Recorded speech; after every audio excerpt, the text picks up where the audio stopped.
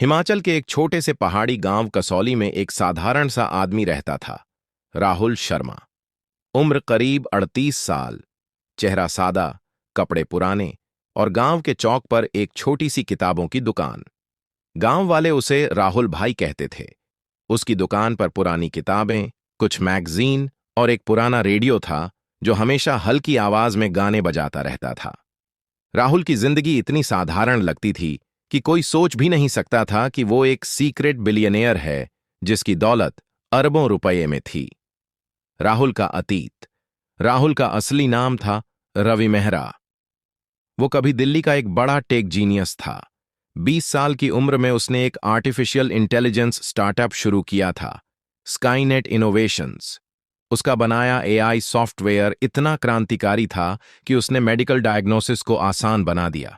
दुनिया की एक बड़ी कंपनी ने उसका स्टार्टअप 15 अरब डॉलर में खरीद लिया। लेकिन रवि को शोहरत और चकाचौंध से नफरत थी। उसने सारी दौलत एक गुप्त ट्रस्ट में डाल दी, अपना नाम बदला और कसौली के इस गांव में आकर बस गया।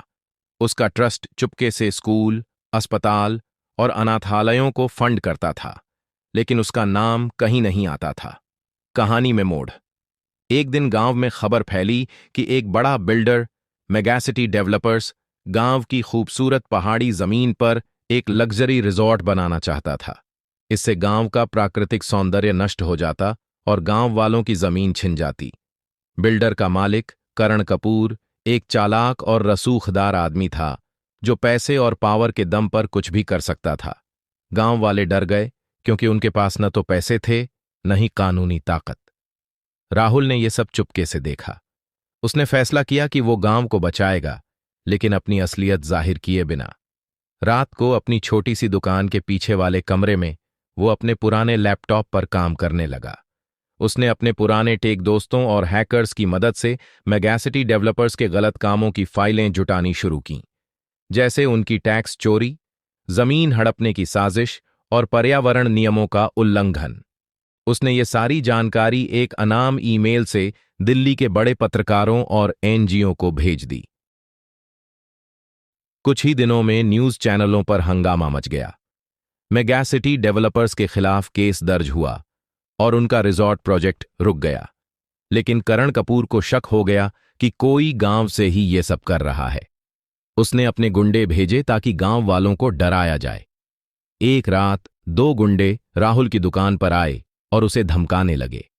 लेकिन राहुल, जो चुपके से मार्शल आर्ट्स का मास्टर था, ने उन्हें 2 मिनट में धूल चटा दी। उसने गुंडों को भगाया, लेकिन किसी को नहीं बताया कि वो इतना ताकतवर है। उसी दौरान एक तेज तर्रार पत्रकार अनन्या गांव में आई। वो मेगासिटी के स्कैंडल की जांच कर रही थी और उसे शक था कि इसके पीछे कोई बड़ा दिमाग है। अनन्या ने राहुल के सादे जीवन को देखा, लेकिन उसकी बातों और किताबों के ज्ञान से हैरान थी। उसने राहुल के अतीत की खोज शुरू की और कुछ पुराने रिकॉर्ड से पता चला कि राहुल ही रवि मेहरा है। अनन्या ने राहुल से मुलाकात की और कहा, आपकी कहानी दुनिया को पता चलनी चाहिए। आप एक हीरो हैं। राहुल ने मुस्कुराते हुए कहा, अनन्या, हीरो वो नहीं जो दुनिया की तारीफ पाता है। हीरो वो है जो चुपके से दूसरों की जिंदगी बेहतर करता है। मेरा नाम दुनिया को मत बताओ। अनन्या ने उसकी बात मान ली और एक लेख लिखा जिसमें उसने एक अज्ञात नायक का जिक्र किया जिसने गांव को बचाया। अंत, गांव बच गया। राहुल आज भी अपनी किताबों की दुकान चलाता है, बच्चों को मुफ्त किताबें देता है और अपनी दौलत से गुप्त रूप से दुनिया भर में अच्छे काम करता है। गांव वाले उसे अब भी राहुल भाई कहते हैं, लेकिन कुछ लोग फुसफुसाते हैं, वो साधारण नहीं, कोई जादू है उसमें। संदेश, असली दौलत पैसे में नहीं, बल्कि दूसरों के लिए किए गए नेक कामों और दिल के सुकून में होती है।